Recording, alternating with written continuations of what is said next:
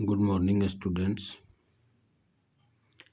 आइए बच्चों, आज हम लोग क्लास 10th के साइंस के 50 बहुत ही महत्वपूर्ण ऑब्जेक्टिव टाइप यानी बहुविकल्पीय प्रश्नों को देखेंगे। तो आइए बच्चों, हम शुरू करते हैं। पहला सवाल कह रहा है कि निम्नलिखित में से कौन सा अम्ल दूध को दही में बदलने में सहायक होता है। ऑप्शन है बच्चों, पहला एसिटिक अम्ल, दूसरा है लैक्टिक अम्ल, तीसरा है साइट्रिक अम्ल और चौथा है टार्टरिक अम्ल। तो बच्चों, हम जानते हैं कि दूध को दही में बदलने के लिए जो सहायक अम्ल होता है वह होता है लैक्टिक अम्ल। इस प्रकार इसका ऑप्शन बच्चों बी सही हो जाएगा, लैक्टिक अम्ल। दूसरा है बच्चों की पीएच का मान 7 से कम होने पर विलयन क्या होता है। तो बच्चों, जिसका पीएच मान 0 से बड़ा और 7 से कम होता है वह अम्लीय प्रकृति का होता है, और जिसका पीएच मान 7 होता है वह उदासीन प्रकृति का होता है, जबकि 7 से लेकर के 14 के बीच में आने वाले विलयन जो होते हैं क्षारीय प्रवृत्ति के होते हैं। तो यहाँ कह रहा है बच्चों 7 से कम, तो 7 से कम बच्चों जिस विलयन का मान होता है वह अम्लीय प्रकृति का होता है, अर्थात इसका ऑप्शन सी सही हो जाएगा। अब बच्चों हम लोग नंबर 3 में बच्चों हम देखते हैं, सवाल कह रहा है कि बेकिंग सोडा का रासायनिक नाम क्या है। तो बच्चों, बेकिंग सोडा का रासायनिक नाम क्या है। पहला है सोडियम कार्बोनेट, दूसरा है सोडियम बाइकार्बोनेट, तीसरा है सोडियम क्लोराइड और चौथा है सोडियम हाइड्रोक्साइड। तो बच्चों, हम जानते हैं कि बेकिंग सोडा का रासायनिक नाम सोडियम बाइकार्बोनेट होता है। इसको खाने का सोडा या सोडियम हाइड्रोजन कार्बोनेट के नाम से भी जानते हैं। तो इसका सटीक आंसर हो जाएगा बच्चों option number B, sodium bicarbonate. अब बच्चों हम लोग देख रहे हैं सवाल नंबर 4 को कि धातु जो कमरे के ताप पर द्रव अवस्था में होती है वह कौन सी धातु होती है। सोडियम, दूसरा पारा, तीसरा जिंक, चौथा है एल्युमिनियम। तो बच्चों, हम जानते हैं कि वह धातु जो कमरे के ताप पर द्रव अवस्था में होती है वह होता है पारा। सामान्यतः बच्चों ये कमरे का तापमान 20 डिग्री सेल्सियस से 25 डिग्री सेल्सियस के बीच माना जाता है, और इस तापमान पर पारा और द्रव अवस्था में पाया जाता है। अर्थात धातु होते हुए भी एक यही ऐसा पदार्थ है जो धातु होते हुए भी द्रव अवस्था में रहता है, जबकि बाकी धातुएं ठोस अवस्था में पाई जाती है। तो बच्चों, इसका सटीक आंसर हो जाएगा ऑप्शन बी, पारा। अब बच्चों हम लोग देखते हैं सवाल नंबर 5, लोहे में जंग लगना किस प्रकार की अभिक्रिया है। पहला ऑप्शन है बच्चों अपचयन, दूसरा है ऑक्सीकरण, तीसरा है विस्थापन, चौथा है द्विविस्थापन। तो बच्चों, लोहे में जंग लगना जो अभिक्रिया के अंतर्गत आएगी वह होगा इसका सटीक आंसर ऑक्सीकरण, ऑप्शन बी। आइए बच्चों हम लोग सवाल नंबर अब देखते हैं 6 को। सवाल नंबर 6 क्या कह रहा है। तो सवाल नंबर 6 कह रहा है बच्चों कि निम्नलिखित में से सबसे हल्की धातु कौन सी है। तो इसमें है तांबा, सोना, लिथियम, लोहा। तो इसमें सबसे हल्की धातु जो होती है बच्चों लिथियम होती है। इसका सटीक ऑप्शन हो जाएगा ऑप्शन सी। अब बच्चों हम लोग देख रहे हैं सवाल नंबर 7, CO2 यानी कार्बन डाइऑक्साइड अग्निशामक यंत्र में प्रयुक्त होती है, क्योंकि यह ज्वलनशील है, यह ऑक्सीजन की आपूर्ति को रोकती है, यह ठंडी होती है और यह गैस नहीं है। तो बच्चों, कार्बन डाइऑक्साइड अग्निशामक यंत्र में प्रयुक्त करने का मुख्य कारण है कि यह जो है जो जलने के लिए आवश्यक गैस है ऑक्सीजन, वो आग से इसकी आपूर्ति को रोक देती है। अतः इस प्रकार इसका सही ऑप्शन हो जाएगा ऑप्शन बी। अब बच्चों हम लोग चलते हैं सवाल नंबर 8 की तरफ। सवाल नंबर 8 कह रहा है बच्चों कि मानव नेत्र में पुतली का क्या कार्य होता है या कार्य क्या है। पहला है प्रकाश को फोकस करना, दूसरा है प्रकाश की मात्रा नियंत्रित करना, तीसरा है प्रतिबिंब बनाना, चौथा है रंग पहचानना। मानव नेत्र में बच्चों पुतली का मुख्य कार्य होता है आँख में जाने वाली यानी आँख के अंदर जाने वाली प्रकाश की मात्रा को नियंत्रित करना। इस प्रकार इसका सटीक आंसर हो जाएगा बच्चों ऑप्शन बी, प्रकाश की मात्रा नियंत्रित करना। ये बच्चों हम सवाल नंबर 9 को देखते हैं कि विद्युत धारा की एसआई इकाई क्या है। पहला ऑप्शन है बच्चों वोल्ट, दूसरा है ओम, तीसरा है एम्पियर, चौथा है वाट। तो वोल्ट बच्चों वोल्टेज मापने का एसआई इकाई है, जबकि ओम जो है विद्युत प्रतिरोध मापने का इकाई है।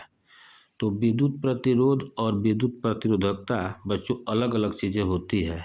तो ओम जो होता है विद्युत प्रतिरोध का मात्रक होता है, जबकि विद्युत प्रतिरोधकता का मात्रक ओम मीटर होता है। और वाट जो होता है बच्चों वो शक्ति यानी पावर मापने की एसआई यूनिट होती है। तो इस प्रश्न के अनुसार इसका सटीक आंसर हो जाएगा बच्चों विद्युत धारा की एसआई इकाई है उसका हो जाएगा एम्पियर, यानी 9 का सी सही हो जाएगा बच्चों। अब हम लोग देखते हैं बच्चों सवाल नंबर 10 कि ओम का नियम किससे संबंधित है।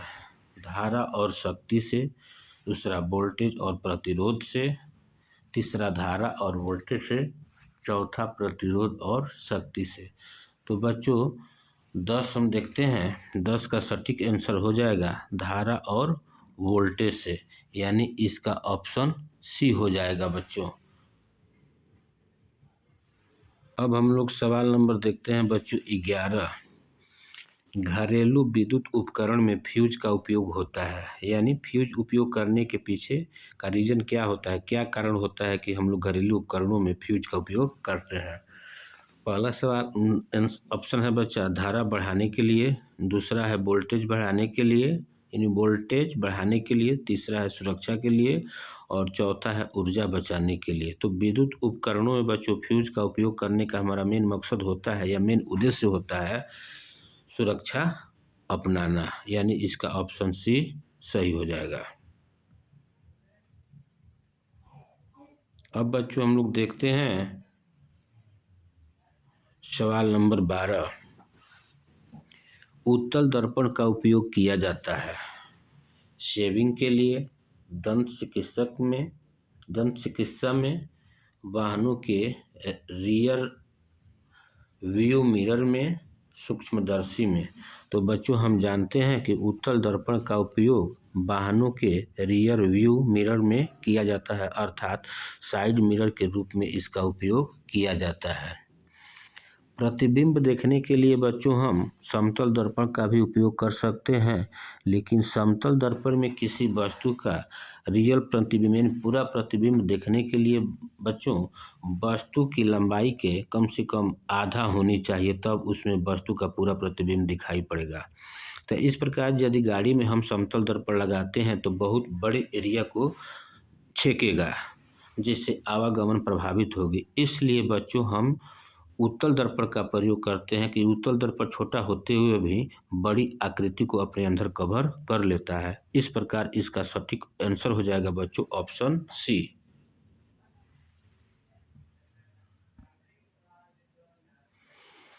अब देखते हैं बच्चों हम लोग सवाल नंबर 13। सूर्य से प्राप्त ऊर्जा का मुख्य स्रोत है। पहला है रासायनिक अभिक्रिया, नाभिकीय संलयन, तीसरा है नाभिकीय विखंडन, चौथा है दहन।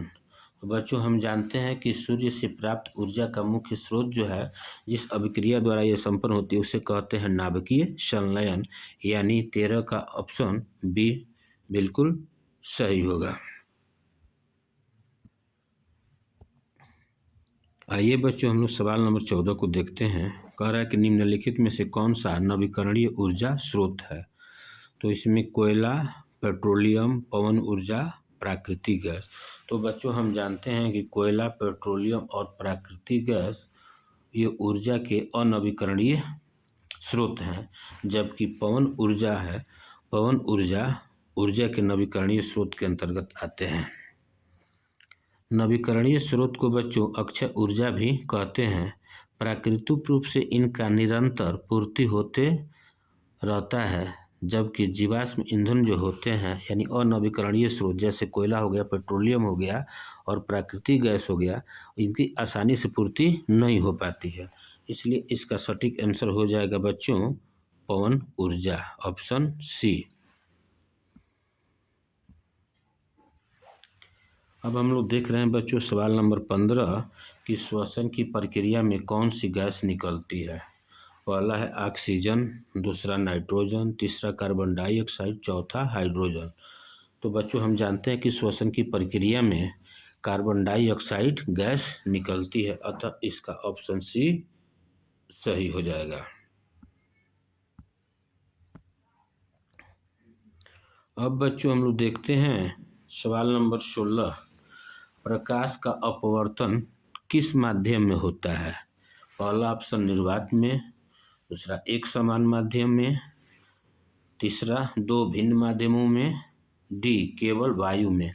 तो बच्चों हम समझते हैं कि प्रकाश के अपवर्तन के लिए दो अलग अलग माध्यमों का होना आवश्यक है, जिसमें एक माध्यम विरल होता है और दूसरा सघन होता है। तो प्रकाश जब भी विरल माध्यम से सघन माध्यम में जाता है तो अभिलंब की ओर मुड़ता है, या जब सघन माध्यम से विरल माध्यम में निकलता है तो अभिलंब से दूर भागता है। इसे ही प्रकाश का हम परावर्तन कहते हैं। तो इसके लिए आवश्यक शर्त होता है बच्चों कि प्रकाश का अपवर्तन तभी होगा जब दो भिन्न भिन्न माध्यम हो। तो इसका सटीक आंसर हो जाएगा बच्चों ऑप्शन सी।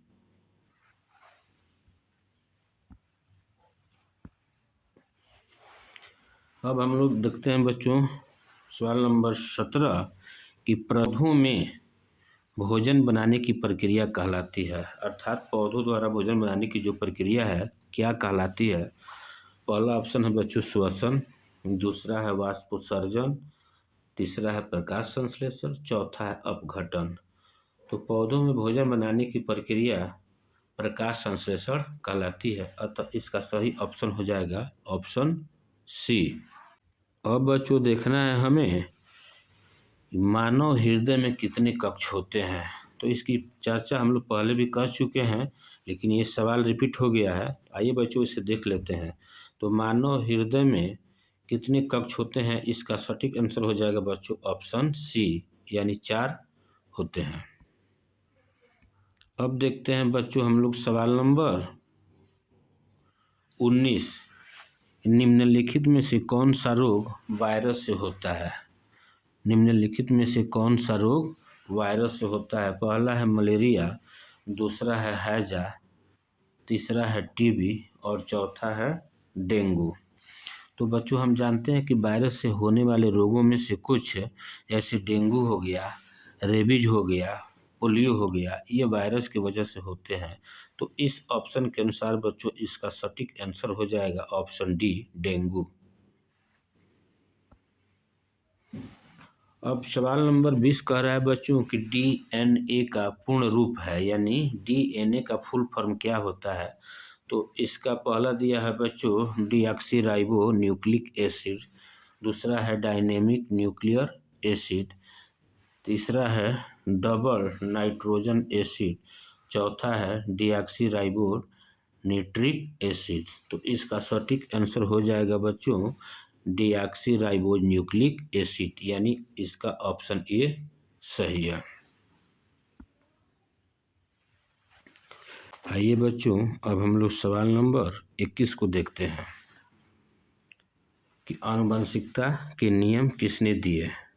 पहला ऑप्शन है बच्चों डार्विन, दूसरा न्यूटन, तीसरा मेंडल और चौथा है लामार्क।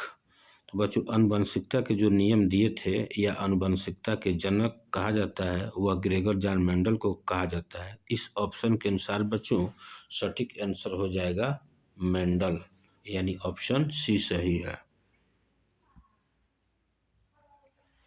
अब हम लोग देखते हैं बच्चों 22 जीवाश्म ईंधन का उदाहरण है। जीवाश्म ईंधन का उदाहरण है तो पहला है बच्चों जल, दूसरा है पवन, तीसरा है कोयला, चौथा है सौर ऊर्जा। तो बच्चों हम ये जानते हैं ऑप्शन के अनुसार जल, पवन और सौर ऊर्जा ये ऊर्जा के नवीकरणीय स्रोत होते हैं, जबकि कोयला जो है पृथ्वी के अंदर से जो लाखों करोड़ों वर्ष पहले दब गए थे पेड़ पौधे या जीव जंतु उनके अवशेषों से बनता है। तो इस प्रकार के हम ईंधनों को कहते हैं जीवाश्म ईंधन। तो अतः इसका सटीक आंसर हो जाएगा बच्चों ऑप्शन सी कोयला।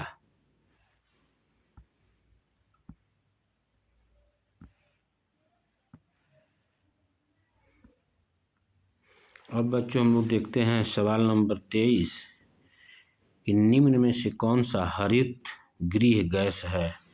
पहला ऑप्शन है बच्चों ऑक्सीजन, दूसरा नाइट्रोजन, तीसरा कार्बन डाइऑक्साइड, चौथा हाइड्रोजन। तो इसका सटीक आंसर हो जाएगा बच्चों ऑप्शन सी कार्बन डाइऑक्साइड। इसको CO2 भी कहा जा सकता है, मीथेन भी दिया हो सकता है कि मीथेन भी दिया हो या अन्य भी दिया जा सकता है। तो इस ऑप्शन के अनुसार बच्चों सही आंसर हो जाएगा ऑप्शन सी कार्बन डाइऑक्साइड। आइए बच्चों हम लोग देखते हैं सवाल नंबर 24 में क्या कह रहा है। तो बच्चों सवाल नंबर 24 कह रहा है कि ओजोन परत का मुख्य कार्य है वर्षा कराना, ताप बढ़ाना, UV किरणों से सुरक्षा यानी अल्ट्रावायलेट किरणों से सुरक्षा, जिसको हिंदी में पराबैंगनी किरण कहते हैं।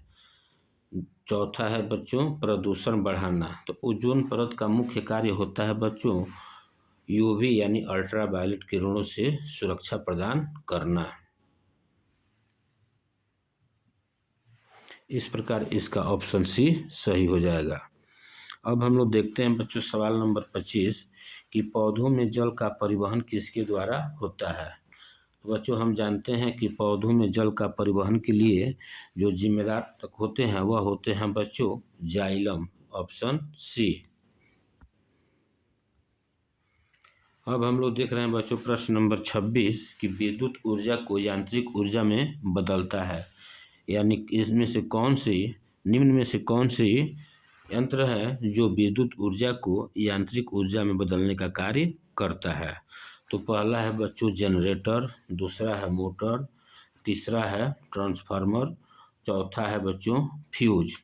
तो हम जानते हैं बच्चों कि विद्युत ऊर्जा को यांत्रिक ऊर्जा में बदलने का कार्य विद्युत मोटर करते हैं, विद्युत मोटर करते हैं। तो इस प्रकार इस ऑप्शन के अनुसार बच्चों हमारा ऑप्शन सही हो जाएगा बी मोटर। अब देखते हैं बच्चों सवाल नंबर 27 कि ध्वनि की तीव्रता किस पर निर्भर करती है। पहला आवृत्ति पर, दूसरा वेग पर, तीसरा आयाम पर, चौथा तरंग दैर्घ्य पर। तो बच्चों हम जानते हैं कि ध्वनि की तीव्रता जिस पर निर्भर करती है वह होता है इस ऑप्शन के अनुसार हो जाएगा आयाम, ऑप्शन सी। आइए बच्चों हम लोग देखते हैं अब सवाल नंबर 28 मानव कान का कौन सा भाग संतुलन बनाए रखने में मदद करता है या संतुलन बनाए रखता है। पहला है बच्चों कर्णपटल, दूसरा है कोक्लिया, तीसरा है अर्धवृत्ताकार नलिकाएं और चौथा है यूस्टेशियन नली। तो इन ऑप्शनों के अनुसार बच्चों हम जानते हैं कि मानव कान का वह भाग जो हमारे संतुलन बनाए रखने में मदद करता है वह होता है बच्चों अर्धवृत्ताकार नलिकाएं। इस प्रकार इसका ऑप्शन सी सही हो जाएगा। आइए बच्चों हम लोग सवाल नंबर 29 को देखते हैं। सवाल नंबर 29 कह रहा है बच्चों कि निम्न में से कौन सा अम्ल वर्षा का कारण है। पहला है बच्चों सल्फ्यूरिक अम्ल, दूसरा एसिटिक अम्ल, तीसरा है लैक्टिक अम्ल, चौथा है साइट्रिक अम्ल। तो इस ऑप्शन के अनुसार बच्चों दिए गए ऑप्शन में से सल्फ्यूरिक अम्ल सबसे सटीक आंसर होगा बच्चों, अतः इसका आंसर हो जाएगा ऑप्शन ए। अब बच्चों हम लोग देखते हैं कि जल का रासायनिक सूत्र है। तो जल का रासायनिक सूत्र बच्चों H2O होता है। तो इसमें देखते हैं ऑप्शन में कहाँ दिया हुआ है। तो H2O बच्चों पहले ऑप्शन में ही दिया हुआ है, अतः 30 का सटीक आंसर हो जाएगा बच्चों H2O। यह जल का रासायनिक सूत्र होता है। आइए बच्चों, अब हम लोग सवाल नंबर 31 को देखते हैं कि रक्त का लाल रंग किसके कारण होता है। पहला ऑप्शन है प्लाज्मा, दूसरा है प्लेटलेट, तीसरा हेमोग्लोबिन, चौथा है आरबीसी। तो रक्त का लाल दिखाई पड़ना, ठीक है ना, या रक्त का लाल रंग जिसके कारण दिखाई पड़ता है उसके लिए उत्तरदायी है बच्चों हीमोग्लोबिन, जो एक प्रकार का लाल रंग का वर्णक है हीमोग्लोबिन। इस प्रकार ऑप्शन सी सही हो जाएगा।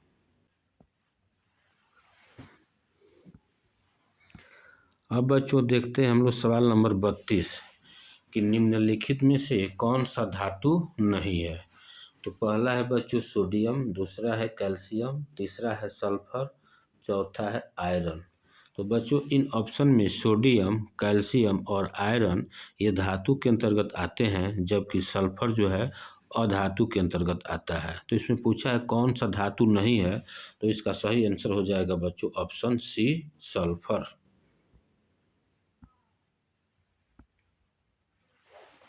अब हम लोग बच्चों देख रहे हैं सवाल नंबर 33, विद्युत बल्ब का फिलामेंट बना होता है तांबा का, एल्युमिनियम का, टंगस्टन का, लोहा का।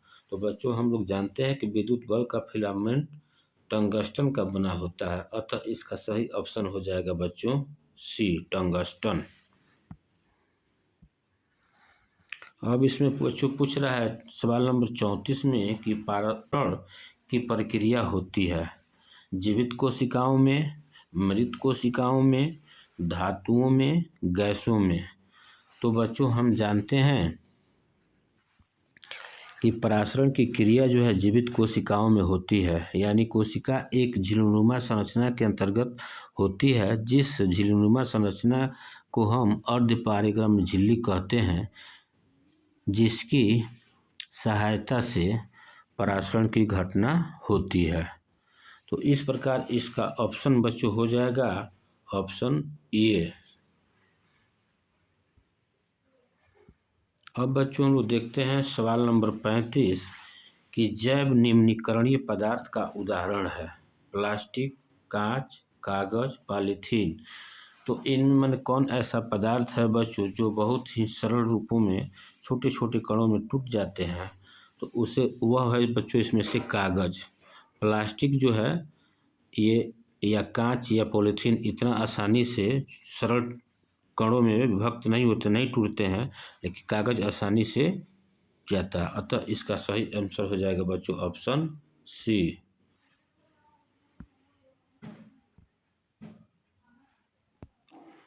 आइए बच्चों हम लोग सवाल नंबर 36 देखते हैं कि क्या कह रहा है। भोजन की पाचन क्रिया का अधिकांश भाग होता है, यानी भोजन का अधिकांश पाचन कहाँ होता है ये हमें देखना है बच्चों। पहला अमाशय में, दूसरा छोटी आंत में, तीसरा बड़ी आंत में, चौथा मुख में। तो अधिकांशतः भोजन का पाचन बच्चों छोटी आंत में होता है, अतः इसका ऑप्शन बी सही हो जाएगा। अब बच्चों देखते हैं सवाल नंबर 37 कि धातु जो विद्युत की सबसे अच्छी चालक है। पहला ऑप्शन है बच्चों तांबा, दूसरा चांदी, तीसरा एल्युमिनियम, चौथा सोना। तो सबसे अच्छा चालक जो होता है बच्चों, इस ऑप्शन में जो सबसे अच्छा चालक है वह है बच्चों चांदी। अब बच्चों लोग देखते हैं कि न्यूटन का तीसरा नियम संबंधित है, माने उसको किस नाम से जाना जाता है, जड़त्व से, बल और त्वरण से, क्रिया प्रतिक्रिया से, ऊर्जा से। तो इसका सटीक आंसर हो जाएगा बच्चों क्रिया प्रतिक्रिया से, ऑप्शन सी। अब बच्चों में देख रहे हैं सवाल नंबर 39 कि मानव श्वसन तंत्र का मुख्य अंग है हृदय, फेफड़े, यकृत, गुर्दा। तो बच्चों मानव श्वसन तंत्र का मुख्य अंग है फेफड़े, इसका सटीक आंसर हो जाएगा बच्चों ऑप्शन बी। अब हम लोग देखेंगे बच्चों प्रश्न नंबर 40 कि निम्नलिखित में से कौन सा अपघटक है। तो पहला है बच्चों पौधे, दूसरा है शाकाहारी, तीसरा है मांसाहारी और चौथा है बैक्टीरिया। तो बच्चों 44 का सब सटीक आंसर हो जाएगा बैक्टीरिया, ऑप्शन सी। बैक्टीरिया को बच्चों हिंदी में जीवाणु कहते हैं और इनके साथ साथ कवक भी अपघटक के अंतर्गत आते हैं। तो आइए बच्चों हम लोग देखते हैं अब सवाल नंबर 41 क्या कह रहा है। तो 41 में बच्चों कह रहा है कि पौधों में वाष्पोत्सर्जन होता है जड़ों से, तनों से, पत्तियों से, फूलों से। तो इस ऑप्शन के अनुसार बच्चों इसका सही आंसर हो जाएगा पत्तियों से, क्योंकि हम जानते हैं कि पत्तियों में पाए जाने वाले स्टोमोटा, जिसको हिंदी में रंध्र कहते हैं, उन्हीं के माध्यम से क्या होता है, वाष्पोत्सर्जन की क्रिया होती है। तो यहाँ दिया है पत्तियों बच्चों, रंध्र नहीं दिया है, इसलिए हम इसका सटीक आंसर पत्तियों से लगाएंगे। अब बच्चों देखेंगे हम लोग सवाल नंबर 42 कि निम्नलिखित में से कौन सा अम्ल पेट में पाया जाता है। पहला हो सल्फ्यूरिक अम्ल, दूसरा नाइट्रिक अम्ल, तीसरा हाइड्रोक्लोरिक अम्ल और चौथा है एसिटिक अम्ल। तो बच्चों हम जानते हैं कि वह अम्ल जो पेट में पाया जाता है उसको हम लोग HCl यानी हाइड्रोक्लोरिक अम्ल कहते हैं। इस प्रकार इसका ऑप्शन सी सही हो जाएगा।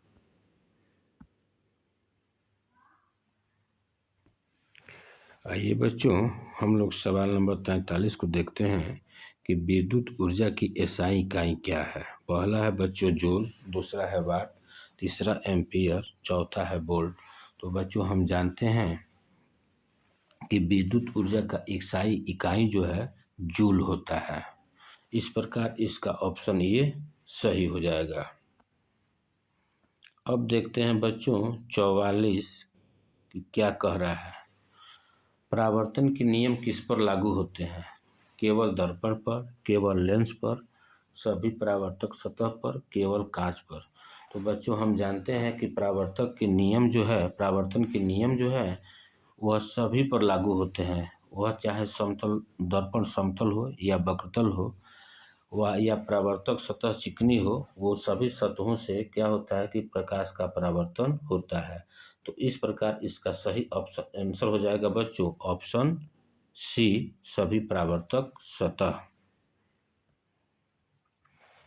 अब बच्चों लोग देखते हैं 45 नंबर सवाल कि निम्न में से कौन सा संक्रामक रोग है, अर्थात कौन ऐसा रोग है जो संपर्क में आने से फैलता है। तो पहला हो जाएगा बच्चों मधुमेह, कैंसर, टीबी, उच्च रक्तचाप। तो इसमें बच्चों जो है इसका सटीक आंसर हो जाएगा बच्चों 45 का सी, टीबी। टीबी बच्चों माइको बैक्टीरियल ट्यूबरकुलोसिस नामक बैक्टीरिया के से फैलता है। अतः इसका सही ऑप्शन हो जाएगा बच्चों ऑप्शन सी, टीबी। प्रश्न 46 कोशिका की खोज किसने की थी। पहला ऑप्शन है बच्चों रॉबर्ट हुक, दूसरा न्यूटन, तीसरा डार्विन, चौथा मेंडल। तो बच्चों हम जानते हैं कि कोशिका का सबसे पहले खोज रॉबर्ट हुक ने किया था। यह एक प्रकार के मृत कोशिका की खोज की थी। लेकिन कहीं प्रश्न में ये पूछता है कि जीवित कोशिका का खोज किसने की, तो उसका बच्चों आंसर हो जाएगा लियोन हुक। लेकिन इस प्रश्न के अनुसार इसका सटीक आंसर होगा बच्चों रॉबर्ट हुक। अब देखते हैं बच्चों सवाल नंबर 47, हरे पौधों में हरा रंग किसके कारण होता है। कैरोटीन के कारण, क्लोरोफिल के कारण, जाइलम के कारण, फ्लोएम के कारण। तो बच्चों हम जानते हैं कि पौधों में हरा रंग के लिए जो जिम्मेदार है वह है क्लोरोफिल, जो एक प्रकार का हरे रंग का वर्णक होता है। तो इस प्रकार इसका सही आंसर हो जाएगा बच्चों ऑप्शन बी, क्लोरोफिल। अब हम लोग देखते हैं बच्चों सवाल नंबर 48 कि निम्नलिखित में से कौन सा ऊष्मा का अच्छा चालक है। तो पहला है बच्चों लकड़ी, दूसरा प्लास्टिक, तीसरा कांच और चौथा है लोहा। तो ये सवाल लिखा है बच्चों कि निम्नलिखित में से, तो यानी ऊष्मा के तो अच्छे अच्छे चालक हैं, लोहा से भी या इन सब से भी अच्छे अच्छे चालक हैं, लेकिन जब भी प्रश्न पूछता है कि निम्नलिखित में से, इसका मतलब है कि जो ऑप्शन दिए गए हैं उन्हीं में से बेहतर का चुनाव करना है। तो इस ऑप्शन के अनुसार बच्चों सबसे सटीक आंसर हो जाएगा इसका लोहा। अब हम लोग देखते हैं बच्चों सवाल नंबर 49। ध्वनि तरंगे किस प्रकार की होती है, यानी अनुप्रस्थ तरंग, अनुदैर्ध्य तरंग, विद्युत प्रकाश। तो इस सवाल के बच्चों हम लोग पहले देख चुके हैं, इसलिए हम बता दें, डायरेक्ट इस प्रश्न का आंसर समझ लेते हैं कि ध्वनि तरंगे किस प्रकार की होती है। तो 49 का सही ऑप्शन हो जाएगा बच्चों बी, अनुदैर्ध्य। अब हम लोग बच्चों देखते हैं आज का अंतिम सवाल कि पर्यावरण संरक्षण का सबसे प्रभावी तरीका है या प्रभावी तरीका है। तो पहला है बच्चों वृक्षारोपण, दूसरा प्रदूषण, औद्योगिकीकरण, तीसरा है प्लास्टिक उपयोग। तो बच्चों प्रदूषण से मतलब कल कारखानों से निकलने वाले कचरा या प्रदूषित पानी से प्रदूषण बढ़ता है, फिर औद्योगिकरण से भी प्रदूषण बढ़ता है, और ज़्यादा प्लास्टिक का उपयोग करने से भी हमारा पर्यावरण प्रदूषित होता है, जबकि वृक्षारोपण करने से हमारा पर्यावरण का संरक्षण होता है, यानी बचाव होता है। तो इस प्रकार बच्चों इसका सही आंसर हो जाएगा ऑप्शन ए, वृक्षारोपण। तो आज बच्चों हम लोगों ने विज्ञान के बहुत ही महत्वपूर्ण 50 बहुविकल्पीय प्रश्नों को देखा।